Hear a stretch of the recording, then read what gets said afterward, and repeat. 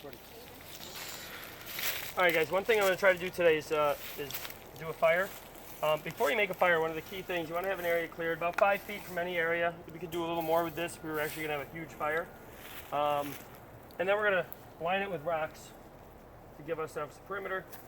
And before you start any fires, you want to find your fuel. We have our tinder, which I got this under a pine tree. You can use the bottom of dead grass and stuff, things like that. And some of these pine trees, while you're at it, if you can find the sap and the pitch, it's called, the sap from the tree, that can be very flammable. We're going to test that out as well. And when you want to have everything ready, you don't want to get a little flame going after all this work and then not be able to get twigs on it before the flame goes out. We're going to make fire starters in a couple days. That'll give you a few more minutes of time so you're not in a big rush. So what I'm going to be doing is I'm going to be placing my tinder ball right here. And if you find a bird's nest, that works really nice too. Make sure the birds are out of it. Well, you could, you have chicken nuggets. And then this is flint and steel, and this is basically, but you don't sit here like this. You're going to make a fire. You're going to be there for hours. You might get lucky. You want to get the flint right down by here, and you want to get the sparks, good sparks, to go right to the base.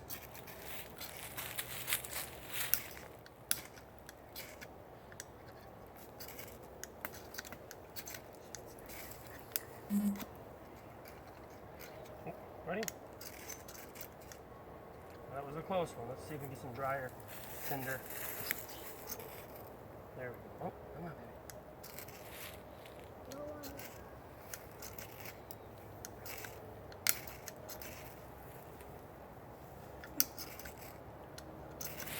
My daughter did this. It took about 3 hours of persistence to get good at it.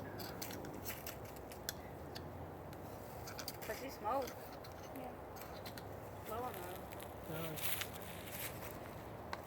Not enough. We're going to tighten the ball up a little bit.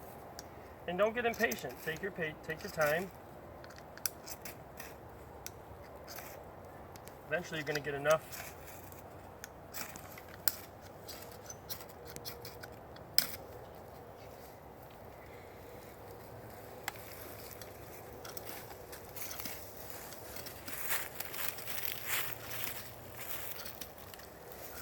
Here we go. Come on. Oh, there we go. And immediately you start feeding it. Uh-oh. Might not have got enough. We'll see. Really, really hungry. I've eaten running it. And I'm not trying to smother it. All I'm trying to do is use what I've got Hey, look, this and one's keep good. feeding piece by piece. It's starting to get a little bigger each time. And it's a very delicate process. Just to keep going with it. Again, see how I'm starting to make a little bit of a triangle over it? Starting to go a little bit bigger with the pieces here. Alright. A lot of people make a huge fire and try to light the bottom and let it go. I prefer having a little bit more control. If it's wetter wood, you'll need more of the small stuff. And then as you do this, it starts drying it out. I'm not going to go any bigger because it'll burn for a week. So once you get something about this size going, you can see it's self-sustaining now, okay? Once the bigger fuels get going, you can get the larger. This right here is a little grass. On this. That right there. You have more of it, especially. Look at that. See how quick that lit? One spark.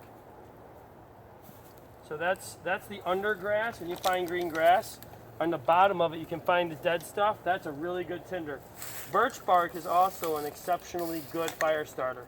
And this is a big fire starter, but it has a little thing here. You can put some matches or birch bark or the wax. We're going to make some wax fire starters out of cotton balls or dryer lint. And we can put those in there and they'll burn well. So who wants to try flint and steel now? Isn't that awesome? Okay, these are at Walmart. So if you each want to try to spark it, I'll let you. You just do it towards the fire. you basically take in an angle and you give a push down and then forward until it releases. And you're gonna, okay, you can see my daughter's been using it a lot. Okay.